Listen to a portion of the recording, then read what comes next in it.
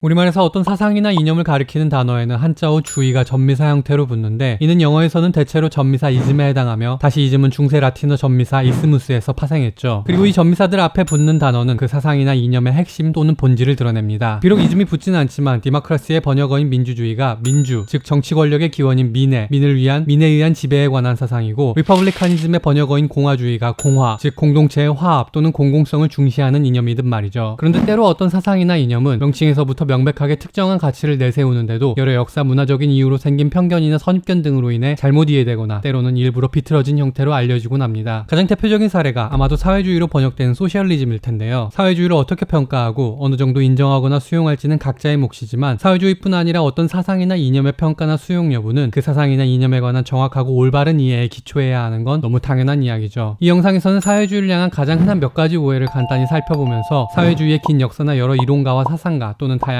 분파 같은 길고 복잡한 이야기보다는 그 단어 자체에 집중해 다소 거칠고 광범위하지만 그만큼 보편적이고 일반적인 설명을 해볼까 합니다. 사람들은 여러 가지 이유로 사회주의에 관해 오해하거나 편견을 갖죠. 우선은 한국이나 아메리카 연방국을 비롯한 사실상 우익 국가들에서는 비록 헌법에서 표현과 사상의 자유를 인정하더라도 역사적인 경험에서 비롯된 사회의 전반적인 분위기와 문화가 사회주의를 비롯해 소위 좌익딱지가 붙는 사상이나 이념에 매우 부정적이며 심지어 그것들을 서슴없이 악마화하기까지 하죠. 그러나 좌익 또는 진보적이라고 분류되는 지적 흐름이나 그에 속했다고 여겨지는 또는 스스로 그렇다고 믿는 지식인들이 쌓아온 오해와 편견도 만만치 않은데요. 특히 비서구 문화권의 서구화 과정에서 등장한 좌익 또는 진보 세력이나 그러한 성향의 지적 전통은 사회주의의 대표적인 분파인 마르크스주의 자체도 아니고, 다시 그로부터 파생해 옛 소비에트 연방의 국가 이념으로 자리 잡은 마르크스 레닌주의나 스탈린주의를 사실상 사회주의의 전부 또는 주류인 양 받아들이고 전파했습니다. 그들은 자신들이 받아들인 편협한 분파만을 교조적으로 숭상할 뿐 그 외 다른 사회주의 사상과 그에 기초한 분파들을 공상적 또는 비과학적이라고 치부하며 무시하기 일쑤였죠. 그 과정에서 사회주의를 훨씬 단순하고 단편적으로 만들어 오해와 편견을 더욱 부채질했고, 나아가 훨씬 넓고 보편적이며 일반적인 사회주의의 내용이나 사상 또는 역사적으로 훨씬 다양하고 다채로우며 풍부한 가능성을 스스로 파기해버렸습니다. 사회주의를 향한 오해와 편견을 이해하려면 때로는 오히려 사람들이 보통 그 대척점에 두는 사상이나 이념을 먼저 살펴보는 것이 도움이 됩니다. 많은 사람은 사회주의가 대개 리버럴리즘, 즉 자유방임주의나 캐피탈리즘, 즉 자본주의와 대립한다고 여기곤 하는데요. 물론 사회주의의 핵심적인 논리를 끝까지 밀어붙이거나 많은 사회주의 운동이 역사 속에서 실제로 보여줬던 현상들을 고려하면 그러한 이해가 반드시 틀린 것만은 아니죠. 하지만 이 역시 앞서 지적한 사회주의에 관한 좁고 단편적인, 특히 마르크스와 앵겔스 이후의 특정 흐름만을 사회주의의 전부로 여긴 탓에 생긴 오해 또는 피상적인 이해라고 할 수 있죠. 사회주의는 근본적으로 자유방임주의나 자본주의가 아니라 인디비주얼리즘, 즉 개인주의와 대립합니다. 개인주의와 사회주의는 개인과 사회의 관계를 전혀 다른 완전히 반대 방향에서 바라봅니다. 개인주의는 사회란 단지 그 구성원들이 만인을 위한 만인의 끝없는 투쟁 상태를 피하거나 더 나은 삶을 위한 분업과 협업을 이루기 위해 합의에 따라 도출한 상상의 구성체에 불과하므로 사회의 주요한 기능과 역할은 그 사회를 구성하는 각 개인의 자유와 권리를 보장하는 것이라고 주장하죠. 그래서 개인주의는 인신의 근본적이고 원리적인 자유, 기회의 평등, 사적 소유권을 중시하고 절차적인 정의에 만족하며 결과적 불평등은 당연하고 불가피하다고 여깁니다. 반면 사회주의는 개인이 비록 생물학적으로나 발생적으로는 사회에 앞설 수 있더라도 그 개인이 생물학적인 존재를 넘어서 진정한 사회적 존재로서 완성되려면 반드시 실체로서 우선하는 공동체 또는 사회에 속해야 하며 그 자체를 목적으로 추구해야 한다고 주장하죠. 그래서 사회주의는 공동체가 허용하는 제한적 자유, 사회 구성원들의 연대와 협력, 여러 사회경제적 요소의 공공성과 공유를 중시하고 정의와 평등은 절차뿐만 아니라 결과에서도 이루어져야 한다고 여깁니다. 그러므로 대부분의 사회주의 이념과 논리가 종국의 자유방임주의와 자본주의와 충돌하는 까닭은 그 사상이나 이념들이 개인주의를 논리적인 근거로 삼고 있기 때문이죠. 다시 말해 충돌하는 것은 사회와 자유 또는 사회와 자본이 아니라 사회와 개인인 겁니다. 사회주의에 관한 또 하나의 오해 또는 우익이나 보수 진영에서 그 오해의 기초에 꾸준히 제기하는 비판은 사회주의가 자유방임주의나 자본주의보다 훨씬 늦게 그처럼 끝없는 욕망이라는 인간의 본성에 부합하는 사상이나 이념들에 저항하고 부유한 자들을 강탈해 가난한 자들에게 나눠주기 위해 인위적이고 억지스럽게 만들어진 부자연스럽고 심지어 비역사적이며 비과학적인 사상이자 이념이라는 생각이죠. 그러나 이 역시 사회주의를 19세기 이후의 꼬민주의 운동이나 마르크스 레닌주의 중심으로 바라본 편협한 관점에서 생긴 편견인데요. 사실 사회주의는 한두 단어나 문장으로 그 모든 내용을 담아내기 매우 어려울 만큼 크고 거칠며 근본적인 문제의식을 담고 있는, 그래서 인류의 오랜 역사에서 매우 다종다양하게 변하며 다채로운 흐름을 만들어낸 개념이자 사상이며 지적 흐름이고 이념 운동입니다. 있습니다. 많은 이는 고대 아테네의 철학자 플라톤이 정체에서 묘사한 유기적이고 다소가는 전체주의적이기까지 한 국가체제나 초기 크리스트교 시절부터 면면이 이어져 온 여러 신앙 공동체에서 사회주의의 역사성과 가능성을 찾습니다. 어떤 이들은 때로 고대 중국의 묵가 공동체나 불교의 승가 공동체 같은 비서구권의 정치 종교적 전통도 다소 거칠고 넓게 갈무리된 사회주의의 범주에 넣곤 하죠. 단지 1789년 프랑스 혁명 이후 19세기 내내 대중사회가 성장하는 와중에 브리튼의 사업가이자 사회개혁가인 로버트 오웬이 소시알리즘이라는 단어를 처음 사용하고 무엇보다도 마르크스와 엥겔스가 소위 과학적 사회주의를 주창하고 이론화한 이후에야 근대적인 색채가 더욱 짙어졌을 뿐이죠. 심지어 최근 고고학과 인류학에서는 불과 얼마 전까지도 단지 이론적 가설로만 여겨졌던 평등한 원시사회가 그리 멀지 않은 과거까지 실제했을 가능성이 매우 크다는 연구들이 계속해서 나오고 있습니다. 오히려 최근에는 개인주의와 그에 기초한 자유방임주의나 자본주의야말로 아무리 빨라도 중세 말기인 약 14세기 중반에서 15세기 사이 서유럽이라는 특정 지역에서만 그 맹아가 나타난 고인류까지 포함하는 인류사에서 처음으로 노골적으로 개인을 사회보다 앞세운 매우 새롭고 특이한 사상과 이념이며 근대 이후의 사회주의야말로 그러한 새로운 사상과 이념과 체제로 인한 부작용에 반대하고 그것에 저항하는 다소간 보수적이고 낭만적이며 향수 어린 태도에서 비롯되었다는 관점이 관심을 끌고 있습니다. 아닌 게 아니라 사실 20세기 초까지도 많은 사회주의자는 노동자, 농민이나 빈민 등 하층 계급이 아니라 역사를 비롯한 인문학 소양이 풍부한 귀족이나 자본가 계급 출신의 이상주의적인 엘리트주의자들이었죠. 그들 중 많은 이는 자신의 정치적 야망이나 사회적 이상을 실현하기 위해 대중의 힘을 기꺼이 수단으로 동원하거나 결과를 위해 절차나 과정의 정당성을 무시하는데 거리낌이 없었죠. 그래서 사회주의는 사회경제적 자원의 공공성과 공동체 구성원들의 평등한 관계를 중시하는 전통과 가치들이 시대를 막론하고 사회개혁과 변화의 원동력이 되었다는 점에서는 대체로 좌파 또는 진보 계열의 사상이나 이념으로 여겨지곤 하지만 때로는 20세기 전반 이탈리아 파시즘과 도이칠란트 나치즘 그리고 넓게는 소비에트 연방의 스탈린주의까지 포함하는 폭력적이고 억압적이며 전체적인 이념과 결합한 이른바 국가사회주의처럼 오히려 매우 극우적이고 보수적이라고 할 수 있는 정치체제로 구체화하기도 합니다. 그리고 두 차례의 세계대전 이후 비밀경찰과 수용소 등으로 악명 높은 그와 같은 전체주의 독재체제는 과거 식민지였거나 새로운 강대국들의 위성국가가 되어버린 나라들에서 그 정부가 좌익과 우익 어느 쪽을 표방하건 똑같이 반복되었죠. 사회주의에 관한 편견과 오해 중에 아마도 가장 크고 터무니없는 부분은 그것이 이미 죽어 없어져 버린 그래서 어떤 사회적인 영향력이나 실효성도 전혀 없는 이념일 뿐이라거나 아무리 좋게 평가하더라도 자본주의가 승리한 현실 세계에서 고작 보조적이고 보완적인 하찮은 역할만 할 뿐이라는 평가일 겁니다. 물론 과거 소비에트 연방과 그 체제의 이념적 기반인 마르크스 레닌주의나 스탈린주의를 아우르는 소위 현실 사회주의라 불리는 사실상의 전체주의 국가체제라면 어느 정도는 수긍할 수도 있는 이야기인데요. 하지만 조금만 따져보더라도 오히려 현대의 선진국 중 적어도 앞서 설명한 더욱 넓고 일반적이며 본질적인 사회주의의 전통과 가치에 기초한 성과가 없는 사례야말로 찾아보기 매우 어렵습니다. 즉 모든 것이 철저히 개인주의 원리만을 따르는 세계, 도로, 다리, 철도, 항만, 공항 등 모든 간접 자본이 사적 소유인 탓에 사람이나 물건이 이동할 때마다 높은 통행료를 내야 하는 대다수 노동자가 불안정한 시장경제 상황으로 인해 언제 닥칠지도 모르는 실업 또는 소위 노동 유연성을 기꺼이 받아들여야만 하는 그나마 유지되는 직업조차도 철저하게 자본가와 경영진이 일방적으로 정한 임금에 만족해야만 하는 교육과 의료는 물론 심지어 경찰과 소방 같은 모든 서비스를 어떠한 사회적 체제나 지원도 없이 무엇보다도 이윤 추구만을 우선하는 사설기관을 통해서만 이용할 수 있는 선량한 자선가의 우연하고 예외적인 선행과 원조 같은 요행을 바라지 않는 한 개인의 가난이나 질병을 포함해 원하지도 의도하지도 않은 모든 재난과 불행은 물론 오락이나 예술 등의 긍정적인 요소마저 포함하는 삶의 모든 과정과 결과를 어떠한 법이나 제도의 도움 없이 오직 그 자신이 오롯이 책임져야만 하는 그런 약육강식의 세계 말이죠. 이렇게 따지고 보니 철저하게 개인주의적인 삶이야말로 인간 역사에서 도대체 찾아볼 수는 있을까 싶을 정도로 매우 비현실적이고 공상적으로 여겨지는군요. 오랜 옛날부터 사람 공동체가 이뤄온 상호부조의 전통에서부터 현대 국가의 수많은 공공복지 정책이나 사회보장제도에 이르기까지 사회주의의 전통과 가치에 기초한 성과들이 사람 공동체를 지탱하고 유지한 사례는 일일이 열거할 수 없을 정도로 매우 많습니다. 그리고 그러한 성과들은 오늘날에도 자유방임주의와 자본주의 세계를 단지 보조하고 보완하는 정도가 아니라 오히려 그 체제의 폭주를 제어하고 붕괴를 방지하는 그래서 역설적으로 그 세계를 유지하는 필수 요소들로 작동하고 있죠. 그러므로 한 사람이 사회적 존재로서 완성되려면 반드시 그에 우선하는 실체인 공동체가 있어야 한다는 사회주의의 전통과 가치는 여전히 유효할 뿐 아니라 필수적입니다. 적어도 모든 사회적 조건이 공동체 이전에 전적으로 자유롭고 평등한 개인들의 합의로부터만 비롯된다는 확실한 증거가 없는 한 말이죠.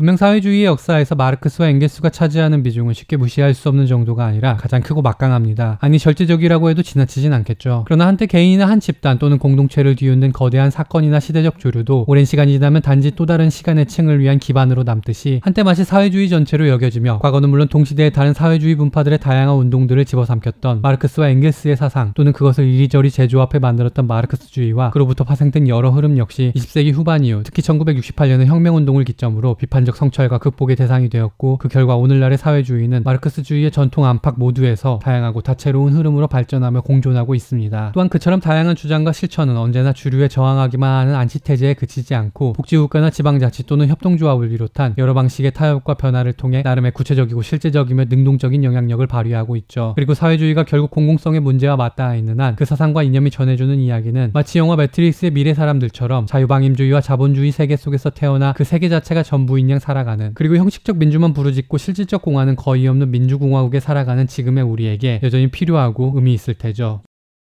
이 영상이 여러분의 지적 생활에 도움이 되었다면, 그리고 또 다른 이야기들이 궁금하시다면 구독과 좋아요 부탁드립니다. 그럼 더 좋은 영상으로 또 찾아뵙죠. 고맙습니다.